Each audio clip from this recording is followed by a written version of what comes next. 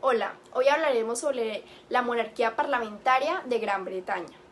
Durante la Edad Moderna, Inglaterra se convirtió en la primera monarquía parlamentaria de toda Europa, mientras en el resto de territorios de Europa se establecían monarquías absolutistas, en las que el rey concentraba todo el poder. La monarquía inglesa evolucionó hasta originar el sistema político que todavía existe hoy en la actualidad. Las ambiciones del poder absoluto del rey Carlos I de Inglaterra de 1600 a 1649 provocaron un enfrentamiento entre la monarquía y el parlamento, que terminó en una auténtica guerra civil entre los Roundheads, partidos de parlamento, y los Cavaliers, que eran nobles que apoyaban la monarquía absoluta.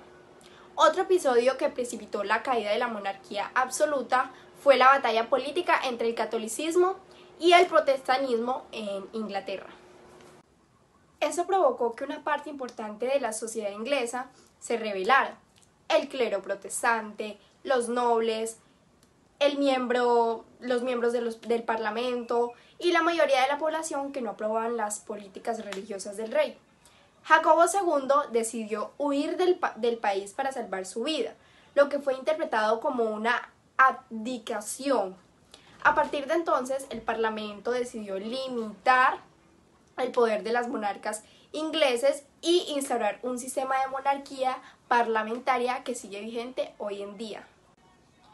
Ahora hablaré sobre la estructura política que se ha desarrollado a lo largo de siglos de evolución política y constitucional, con una serie de instituciones claves que definen su funcionamiento. Bueno, está la corona y el monarca. La monarquía en Gran Bretaña es hereditaria y simbólica. El monarca, en la actualidad, Carlos III, es el jefe de Estado y desempeña un papel ceremonial en la vida política del país.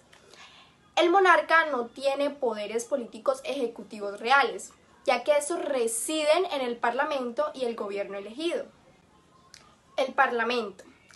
El Parlamento es el pilar fundamental del sistema político británico y está compuesto por dos cámaras, la Cámara de los Lores y la Cámara de los Comunes.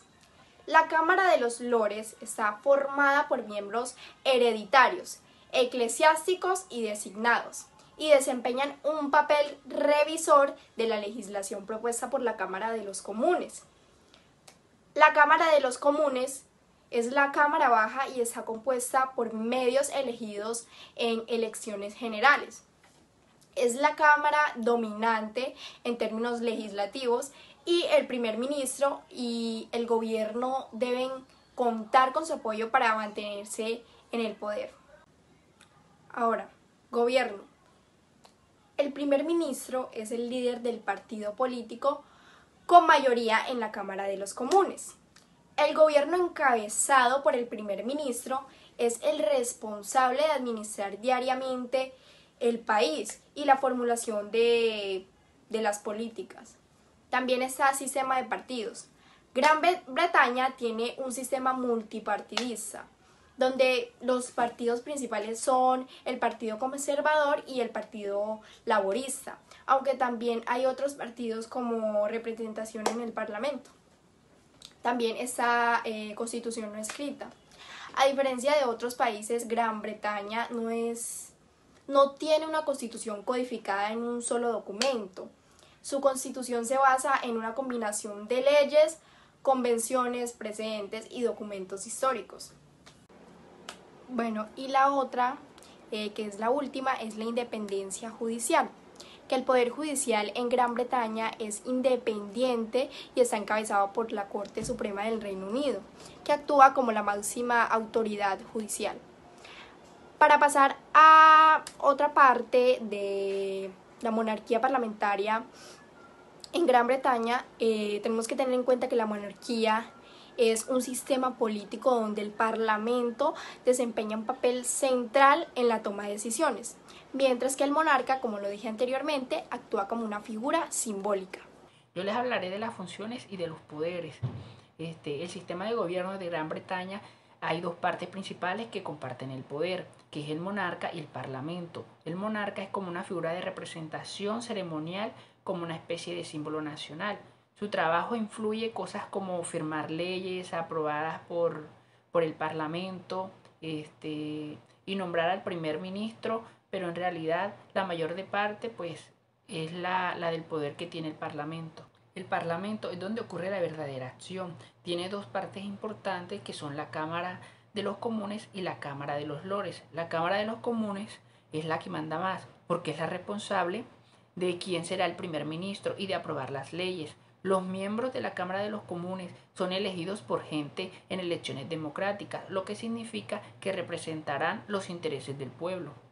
La Cámara de los Lores también es importante, pero su papel es más de revisión. Pueden sugerir cambios a las leyes que imponen la Cámara de los Comunes, pero no tienen tanto poder como ellos. Bueno, entonces se podría decir que en Gran Bretaña tenemos una mezcla de monarquía y democracia, donde el monarca es como el de la cara bonita y ceremonial del país, mientras que el Parlamento es como el que realmente hace las cosas, como crear las leyes y decidir quién gobierna. Yo le voy a hablar un poco sobre la relación entre el monarca y el parlamento. La relación entre el monarca y el parlamento varía según el sistema político de cada país. En una monarquía constitucional, como en el Reino Unido, el monarca ejerce un papel ceremonial y simbólico, mientras que el Parlamento tiene el poder legislativo y la responsabilidad de gobernar. El monarca generalmente actúa como jefe de Estado y cumple funciones ceremoniales, como la apertura del Parlamento y la aprobación de leyes. El Parlamento, por su parte, está compuesto por representantes electos del pueblo, que tienen la autoridad para hacer leyes, aprobar presupuestos y supervisar al gobierno. En algunas monarquías constitucionales, como en el Reino Unido, el monarca debe actuar de acuerdo con el Consejo de los Ministros y no puede inferir en asuntos políticos. La relación entre el monarca y el Parlamento en una monarquía constitucional suele ser de cooperación y equilibrio de poderes, con el Parlamento teniendo la autoridad legislativa y el monarca desempeñando un papel ceremonial y representativo. Una de las características más interesantes de esta relación es la evolución histórica que ha experimentado a lo largo de los siglos en muchos países. El poder del monarca se ha visto limitado gradualmente a favor del Parlamento, reflejando el principio de soberanía parlamentaria y la voluntad del pueblo como fuente de autoridad política. Además, la relación entre el monarca y el Parlamento tiene un fuerte componente simbólico y ceremonial, que refleja la continuidad histórica y la tradición en la gobernanza de un país. A pesar de que el monarca puede tener el papel más ceremonial, su presencia y participación en eventos parlamentarios son importantes para mantener la cohesión nacional y la identidad cultural de un país. Bueno, yo les voy a hablar acerca de la historia y la evolución de la monarquía parlamentaria en Gran Bretaña. Bueno, esta tuvo varios momentos, comenzando por los antecedentes medievales, que la evolución del sistema político británico se puede rastrear hasta la Edad Media. Durante este periodo, los reyes tenían un poder considerable, pero también dependían del apoyo de la nobleza y en algunos casos del clero. Las primeras formas de parlamento, como el Consejo Real, fueron establecidas para asesorar a los reyes. Como segundo tenemos la Carta Magna en 1215, que fue un documento firmado por el rey Juan en 1215 que limitaba el poder del monarca y establecía ciertos derechos para los nobles. Aunque inicialmente se concibió como un acuerdo entre el rey y los varones, con el tiempo se convirtió en un símbolo de la limitación del poder monárquico y en base de la ley inglesa. Como tercero tenemos el desarrollo del Parlamento, que a lo largo de los siglos el Parlamento inglés fue adquiriendo más influencia y poder, como por ejemplo la Cámara de los Lores y la Cámara de los Comunes se establecieron como órganos legislativos separados. El Parlamento comenzó a ejercer control cada vez mayor sobre las finanzas del reino y desempeñar un papel más importante en la toma de decisiones políticas. Como cuarto tenemos la Revolución Gloriosa en 1688, que fue un evento crucial en la historia británica que llevó a la disposición del rey Jacobo II y al ascenso de Guillermo Orange, y su esposa María II al trono. Este evento marcó un cambio significativo hacia el gobierno del Parlamento más definido y limitó el poder aún más del monarca. Como quinto, tenemos el Acta de Unión en 1707, que esta unió los reinos de Inglaterra y Escocia para formar el Reino Unido de Gran Bretaña. Esto tuvo implicaciones significativas para las estructuras políticas del país, debido a que implicaba una mayor integración legislativa y poder entre los dos reinos. Y por último tenemos la reforma parlamentaria del siglo XIX, que durante este siglo se llevaron a cabo importantes reformas en el sistema político británico para ampliar la base de la representación y aumentar la participación política. Estas reformas incluyeron la expansión del sufragio y la redistribución de distritos electorales. Bueno, para continuar con la evolución de la monarquía parlamentaria en Gran Bretaña, esta ha sido un proceso histórico complejo y gradual que ha involucrado la limitación del poder monárquico y el fortalecimiento del Parlamento a lo largo de los siglos, desde la firma de la Carta Magna en 1215 hasta la Revolución Gloriosa de 1688.